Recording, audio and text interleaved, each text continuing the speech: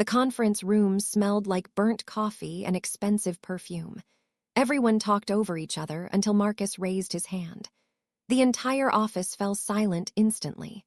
That's what he did best, control a room with a smile that looked warm but felt cold. I sat 3 seats away, flipping through my presentation notes. My heart pounded because Marcus had promised me something special today. Last night, he'd whispered that I'd earned something big. I stayed awake imagining this moment, picturing everyone's faces when they realized how hard I'd worked. Marcus began speaking about rewarding dedication and loyalty. Someone who's been here late nights with me, giving everything to this company. My spine straightened. This was it. My promotion. Finally. Then he said her name. Congratulations to Sophia Chen on becoming our new senior project manager. The room erupted in applause. I sat frozen, watching Sophia, who'd only been here 4 months, stand up and smile nervously. Marcus gave her that grin, the same one he used to give me when we were alone. My chest felt tight. This couldn't be happening. Marcus continued talking, but his words sounded underwater. Sophia's been a real partner on these late-night projects, he said, smirking slightly. She's definitely earned this opportunity. A few people laughed. I felt my face burn hot. The way he said it made it sound like something else entirely, something inappropriate. And suddenly, every eye in that room felt like a spotlight on my humiliation. He never looked at me once during the entire announcement. When the meeting ended, I pushed my chair back slowly. My hands trembled, but I refused to let anyone see me break. I walked out before anyone could speak to me or offer fake congratulations. The elevator doors closed, and my phone buzzed. A text from Marcus, "Don't make a scene." 3 words, that's all he sent. Don't make a scene, like I was the problem, like my pain was an inconvenience he needed to manage. I stared at those words until they blurred together. The elevator descended floor by floor, and something inside me shifted. The hurt remained sharp and raw, but underneath it, something colder began to grow. 6 months earlier, Marcus Chen seemed like the luckiest thing that ever happened to me. He was 36, always dressed in perfect suits, with a deep laugh that made you feel included in something special. He was the company's operations director, the person everyone said had real vision. I was just Maya Tors, the quiet analyst who spent more time fixing spreadsheets than making friends. He noticed me one Thursday night when everyone else had left. I was still at my desk, working on a project proposal that had gone wrong. He leaned against my cubicle wall and said, "You're the only one here past 9. That's either dedication or you have no life." I laughed nervously. He walked closer, looked at my screen, and started offering suggestions. His ideas were brilliant. He made me feel seen for the first time in months. Over the next few weeks, he'd stop by my desk randomly. He'd compliment my work or bring me coffee just because. The flirting felt natural, shared jokes, accidental hand touches when we reviewed documents together. Then one night after a long client dinner, Marcus kissed me in the parking garage. He whispered against my lips, "We can't tell anyone HR has strict policies, but I want this. I want you." And I believed every word. It felt like the beginning of something beautiful. The kind of relationship that made boring workdays feel magical. We worked like partners, laughed like best friends, and loved like teenagers discovering romance for the first time. I didn't realize I was already sinking into quicksand. The secrecy felt romantic initially. Stolen glances during presentations. Text messages that made me smile during boring meetings. Late nights in his office that ended with his hands in my hair and promises whispered in the dark. I thought we were building something real, something worth protecting from office gossip and HR rules. But looking back now, I understand the truth. The secrecy wasn't about protecting us. It was about protecting him, because if nobody knew about me, then nobody could question what came next. I was so busy falling in love that I missed the pattern forming. The way he controlled everything. The way he made me feel special while keeping me completely hidden. Marcus's birthday fell on a Friday in March. I'd planned everything perfectly, A quiet dinner at his apartment, his favorite whiskey, and a leather wallet I'd saved 3 paychecks to buy. I texted him that morning. "Happy birthday, handsome. Can't wait to celebrate tonight." He replied 4 hours later. "Rain check. Client emergency. Don't be upset, okay?" I felt disappointed but understanding. He was ambitious. We both were. That's what made us work. That night, I stayed home with cheap wine, trying not to feel lonely. Around midnight, Jenna, my only real friend in accounting, sent me a message. "Isn't that your boss on Instagram?" My stomach dropped. I clicked the link with shaking fingers. There he was at some rooftop bar, laughing with coworkers, and Sophia practically sitting in his lap. Her hand rested on his shoulder. The caption read, "Celebrating the boss man's big day, party popper." I stared at that photo until my eyes burned. When I asked him about it the next morning, he smiled like nothing was wrong. "Oh, that, just last-minute client thing. You know how optics are." Then he kissed my forehead and said, "Don't overthink it, Maya." That's when I felt the first crack in who I thought he was. The next few weeks became a blur of confusion and doubt. Marcus stopped texting me after work. He canceled weekend plans, always with excuses that sounded rehearsed and hollow.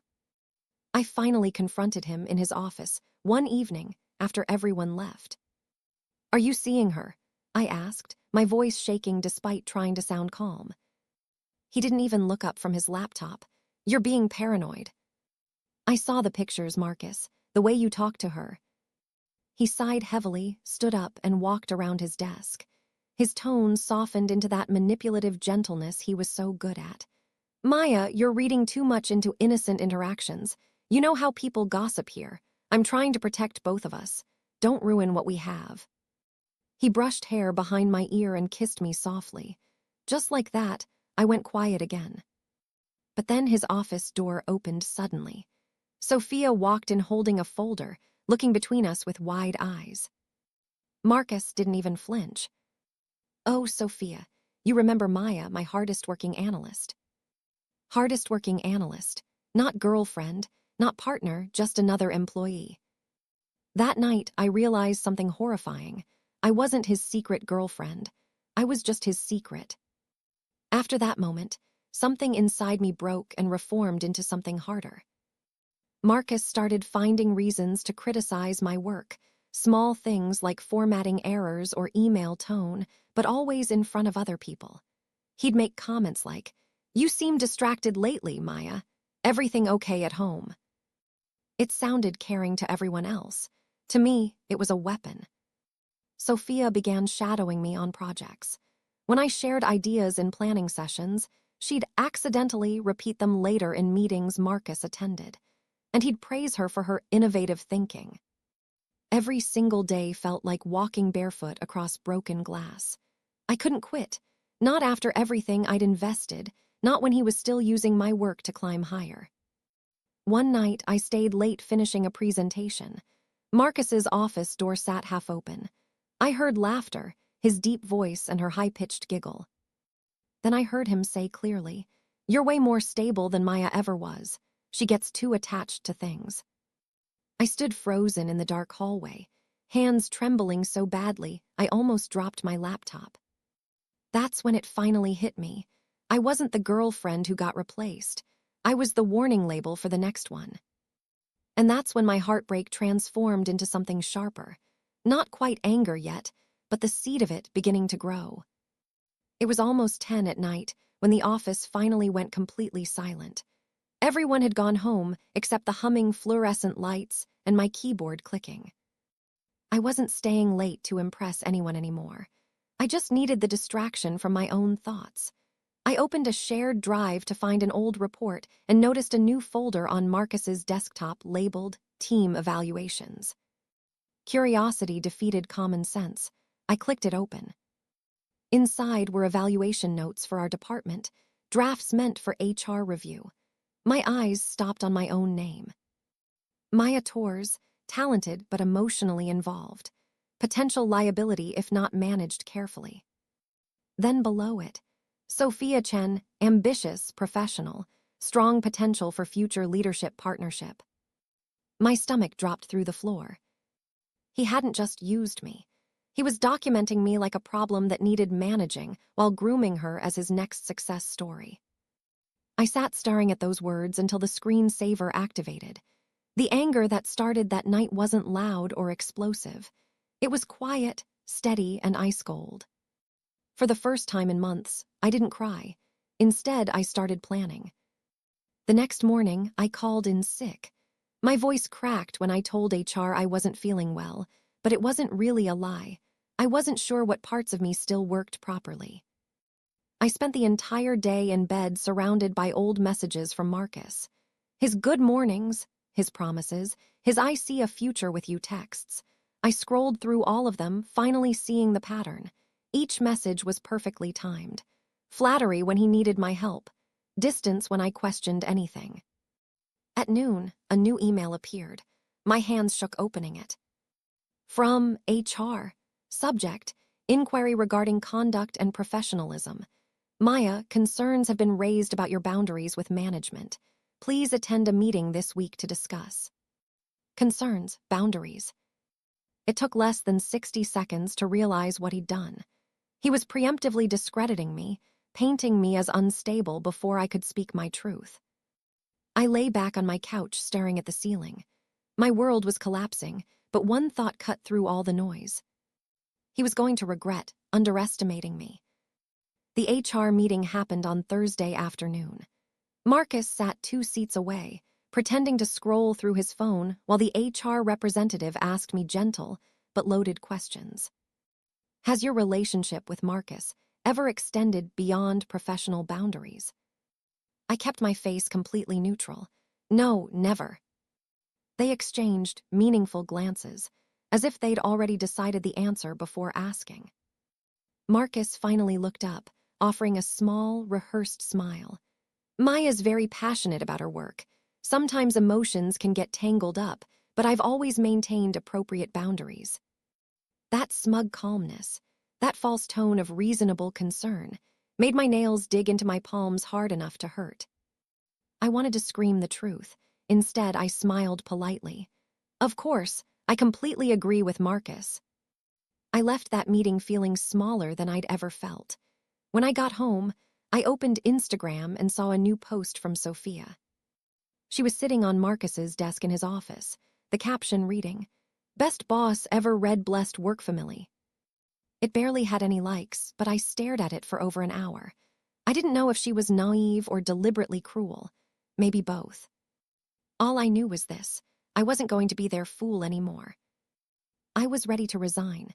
I'd even drafted my letter, short, professional, dignified.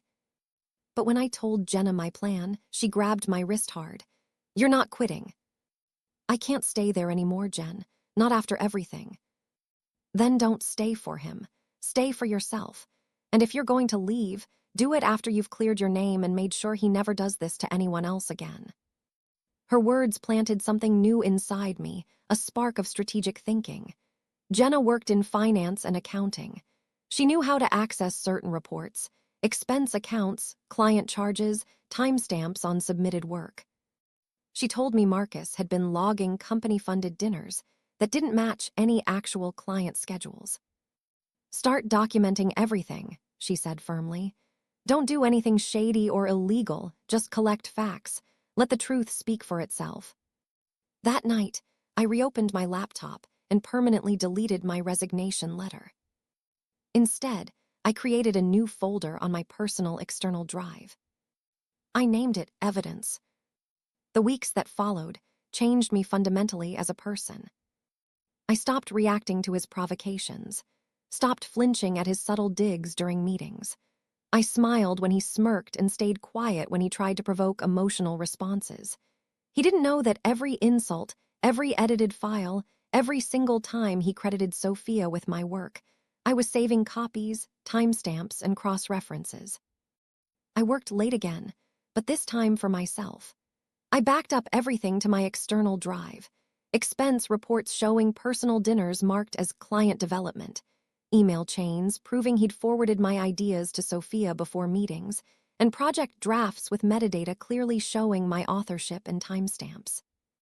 One Friday, the CEO made a surprise visit to our floor. I watched Marcus scramble to take credit for a campaign that had been entirely my concept from start to finish.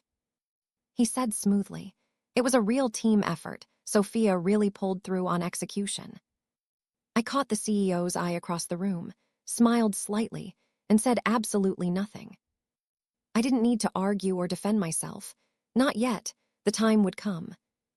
That night, when the office finally emptied out completely, I looked around at the glowing computer screens and quiet hallways, the same space that had once made me feel invisible and worthless. And I whispered to myself in the darkness, not anymore.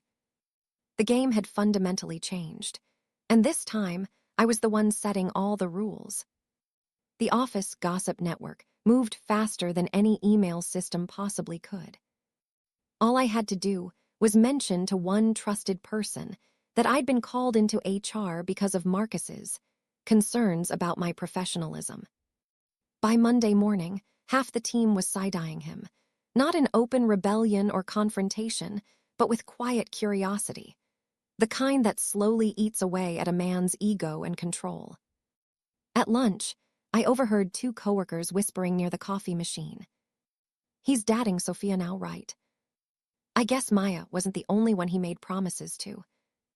I said nothing at all. I just stirred my coffee slowly and walked away. But I noticed Marcus watching me from across the break room, confusion and something like fear flickering in his eyes. For the first time ever, he didn't know what I knew. And that uncertainty made him visibly nervous. More weeks passed, and I became quieter, calmer, almost invisible in meetings. I didn't argue or defend myself anymore. I simply did my job with perfect precision and professionalism. The more I pulled back emotionally, the more Marcus overreached and made mistakes. He took credit for projects he hadn't even read completely. He gave Sophia more authority and responsibility than she could actually handle. And slowly, the team started noticing all the cracks in his perfect facade. Late one Wednesday night, Jenna sent me a file from the accounting department. "You're going to want to see this immediately," her message said. It was an expense sheet showing Marcus had billed the company for a client engagement dinner at the exact same restaurant where he'd taken me on our very first date, and then again with Sophia just 2 weeks later. Same location, same receipt pattern, same lie repeated. I smiled at the bitter irony. He hadn't just been predictable in his manipulation, he'd been lazy and careless about covering his tracks. HR called me in again, several days later. This time, their tone was completely different, softer, more uncertain, almost apologetic. Apparently, someone had reported Marcus for inappropriate favoritism and possible conflicts of interest. The report mentioned Sophia's name appearing on projects she hadn't actually completed, while other qualified team members were consistently overlooked. The irony almost made me laugh out loud. When HR asked carefully if I'd ever felt pressured or uncomfortable around Marcus, I simply handed them a neatly organized folder. Inside were time-stamped documents, expense reports with highlighted discrepancies, and copied emails with full metadata intact. I didn't accuse him of anything directly. I just said calmly, "These might help clarify some confusion. I'm confident the metadata and timestamps will speak for themselves." The HR representative flipped through the pages in complete silence, her eyes widening slightly with each new page. When I left that room 30 minutes later, I didn't feel triumphant or victorious. I just felt done with all of it. I was tired of being angry. Now I wanted peace and real accountability. By mid-month, the entire office atmosphere had shifted noticeably. Marcus's laughter, once booming confidently across the entire floor, was quieter now, more uncertain. Sophia avoided his gaze during meetings and sat farther away from him. And whispers about an internal compliance review started circulating through every department. I stayed completely focused on my work. I finished my projects early. I smiled politely at everyone. I acted like nothing unusual was happening. Then one Friday afternoon, I received an email marked Confidential, do not forward. It was from HR. Thank you for your cooperation during this review process. Your documentation has been invaluable to our investigation. We may reach out for additional clarification soon. I leaned back in my chair, heart pounding hard in my chest. That single word, invaluable, told me everything I needed to know. Marcus wasn't the untouchable manager anymore. He was now a serious liability under formal investigation. And I hadn't even raised my voice once throughout this entire process. 2 weeks later, the company held an unexpected mandatory team meeting with no agenda posted. Marcus looked pale and stressed, trying way too hard to appear calm and composed. The HR director and the VP of operations walked in together, their faces serious. The entire room went completely still and silent. Effective immediately, the VP announced, Marcus Chen will be stepping down from his position pending the conclusion of our internal review. The silence that followed felt electric and charged. Sophia blinked in obvious shock, her mouth slightly open. Someone coughed nervously in the back. And I sat there perfectly still, hands folded neatly on the table, heart beating steady and calm. Marcus avoided looking at me as he gathered his personal belongings from the table. His movements were stiff and awkward. For one brief second, he glanced in my direction like he wanted to say something. Maybe apologize, maybe beg for mercy. I gave him a polite, professional nod, the same cold courtesy he'd once weaponized so effectively against me. As he walked out of that conference room, a quiet realization washed over me like cool water. I didn't need to destroy him personally. He'd done it entirely to himself. And I had simply made sure everyone finally saw the complete truth. After Marcus left, the entire team was a complete mess. Projects were half-finished and poorly organized. Files were mislabeled or missing entirely. Clients were waiting for updates that didn't exist anywhere. The VP asked me directly to help stabilize things on a temporary basis. Temporary, that single word lit a small fire inside me. I worked late nights cleaning up Marcus's chaos, rebuilding client presentations he'd half-faked, and personally guiding newer employees who'd been ignored or dismissed for months.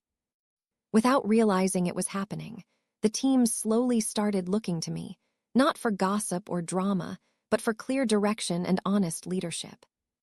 For the first time in many months, the office felt genuinely peaceful.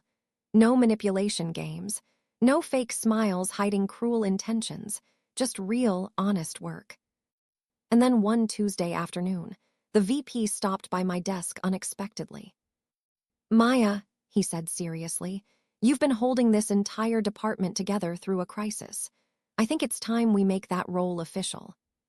I smiled carefully, but my heart raced with possibility. It wasn't victory yet, not until everything was formalized in writing. HR called me into the same glass conference room where Marcus had once publicly humiliated me. Same view of the city, same polished table. But this time, I sat at the head of it. They slid a folder across the table toward me. Interim Department Lead Offer, Operations and Analytics Division. I read every single word carefully and thoroughly before signing anything. As I held the pen, a flash of memory hit me, Marcus's smug grin when he'd once told me, "You're not ready for real leadership yet, Maya." I signed the paper slowly, deliberately, savoring the complete irony of this moment. When I stepped out of that room, the air felt lighter and cleaner than it had in months. Not just because I'd earned a significant new title, but because I'd earned it cleanly and honestly. No tricks, no backroom deals or manipulation. Just consistent hard work and unwavering truth. 3 months passed relatively quietly. Then Marcus came back. The rumor was that his internal review had technically ended, and he'd been reassigned to a smaller regional office in a different division entirely. But fate, or maybe karma, had a dark sense of humor about these things. That smaller regional office still had to report directly to me. When Marcus walked into our first cross-departmental meeting, the entire room went silent. He looked thinner, quieter, fundamentally uncertain about his place. "Hi, Maya," he said, forcing an uncomfortable smile. "Hi, Marcus," I replied evenly, my voice professional and cool. "Good to see you back. Let's keep everything completely professional this time." The subtle sting in my tone wasn't anger. It was perfect balance and control. The same cold restraint he'd once weaponized against me was now my strongest shield. And I could tell from his face that it unnerved him deeply. The company had initiated a full audit of Marcus's past 3 years of project budgets, something I hadn't directly requested but had quietly hoped would happen. Every falsified expense, every client dinner that was really a personal date, every padded invoice, it all came up during the investigation. And this time, Marcus didn't have anyone to hide behind or blame. I didn't gloat about it. I didn't even mention it to anyone. When the VP asked me to provide any relevant supporting files, I simply forwarded what I already had organized in my personal archive. The same documentation Marcus had once mocked me for keeping so carefully. When I overheard through office gossip that his final warning had been officially issued, I just nodded slightly and kept typing at my desk. It was quiet revenge, not loud or messy or dramatic, just perfectly timed and thoroughly documented. The company planned a major industry conference that Marcus had once dreamed of leading personally. This year, it was mine to host and present. The morning of the event, I stood backstage, heart pounding hard, scanning the packed auditorium, clients, executives, even HR representatives. When my name was announced as the lead operations strategist, the applause was loud enough to drown out every painful old memory. I spotted Marcus sitting in the back row, partially hidden. He clapped politely, his face completely blank and unreadable. And I realized something powerful in that moment. I no longer needed him to see or acknowledge my worth. Everyone else already did. That was the exact moment when the anger finally left me completely. What replaced it wasn't revenge or bitterness. It was peace, the kind that comes when justice quietly balances itself without force. 2 weeks after the successful conference, I received a message in my inbox. Subject line, coffee. Sender, Marcus Chen. I stared at it for a very long time. The man who'd once controlled my entire career with a smirk was now asking politely for my time. Out of curiosity, not sympathy or lingering feelings, I agreed to meet. We met at the same cafe where we'd shared our very first date 2 years ago. But this time, I chose the table location, and I was the one who arrived 15 minutes late. Marcus looked tired and worn down, his edges of arrogance softened by real consequences. "I wanted to apologize," he began quietly, looking down at his coffee. "I messed up badly with you, with the job, with everything I touched." I listened carefully and completely. Not because I wanted closure or reconciliation, but because it confirmed something important. He knew exactly what he'd lost. "I forgive you," I said finally, meaning it. "But I don't forget what you taught me, that respect isn't something people give you freely. You earn it through actions." I left him sitting there mid-sentence, the same way he'd once left me, mid-dream, mid-hope, mid-love. 1 month later, the VP called me into his corner office. "We're restructuring the entire operations division," he said seriously. "We need someone with your consistency, integrity, and proven leadership for the new director position." Director. The word hit me like quiet thunder. I'd gone from being publicly humiliated by my boss boyfriend to being promoted significantly above him in less than 1 year. When the official announcement email went out company-wide, my name appeared first on the organizational chart. Marcus's division, completely dissolved and absorbed into mine. By Friday afternoon, Marcus was no longer with the company at all. No drama, no shouting matches, just a clean HR update. Effective immediately, position eliminated. The same way he'd tried to erase me from relevance, the company quietly erased him from their future. And I didn't have to lift a single finger to make it happen. The day Marcus packed his final belongings, I happened to be in a conference room with glass walls overlooking his old desk. He looked up once, met my eyes directly through the glass, and gave a sad half-smile, more regret than pride, more defeat than dignity. I nodded politely once and turned back to my presentation. That was the last time I ever saw Marcus Chen. But as the door shut behind him for the final time, I felt a deep, profound calm. Not victory over him specifically, but victory over who I used to be. The woman who doubted her own value, who mistook flattery for love and control for mentorship, who stayed silent when she should have spoken. That version of Maya was completely gone. My department was genuinely thriving now. Deadlines consistently met early, team morale at record highs, clients happy and loyal. People trusted me. They confided in me about their struggles. They asked for my advice. Sometimes I caught newer employees watching me in meetings, the same way I used to watch Marcus, searching for cues, confidence, permission to speak up. So I made absolutely sure to give them what I never had. A real voice, real support, real leadership. One quiet afternoon, Sophia stopped by my office. She looked nervous and genuinely sorry. "I just wanted to say I'm sorry," she said softly. "I didn't know what he was doing to you, or to me, honestly." I smiled gently at her. "We all learn our lessons differently, Sophia. I'm genuinely glad you learned yours before it was too late." It wasn't bitterness, it was honest closure. The kind that doesn't need an audience or applause to feel complete. 6 months later, I stood in the same boardroom where I'd once been dismissed and humiliated in front of everyone. This time, I was leading a company-wide leadership meeting.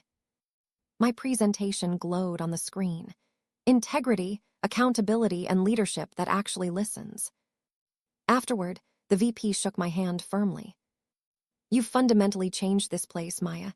It's calmer, better, more honest." I smiled, looking out across the room at faces I now trusted.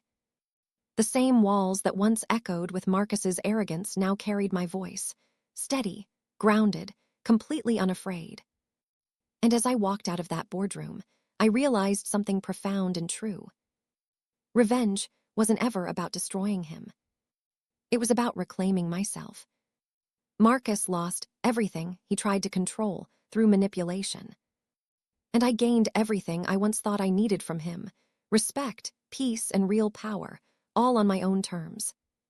That was my truest revenge. The best part, I didn't have to yell, threaten, or scheme in shadows. I just had to show up, do the work honestly, and let the truth unfold naturally. Sometimes late at night, when the office is quiet, I think about that conference room meeting. The one where Marcus promoted Sophia and humiliated me in front of everyone. I remember how small I felt, how powerless. But I also remember the choice I made in that elevator, to not let that moment define me forever. Because the truth is, Marcus didn't take anything from me that I didn't temporarily give him permission to hold. My confidence, my voice, my sense of worth. And when I took them all back, he had nothing left. Now, when I walk through these halls, I'm not the woman who hid her relationship or dimmed her light to make someone else shine brighter. I'm the woman who learned that the best revenge isn't loud or messy. It's living well, leading well, and refusing to shrink for anyone ever again. Marcus wanted to make me invisible. Instead, he taught me how to become unforgettable. And for that, strangely,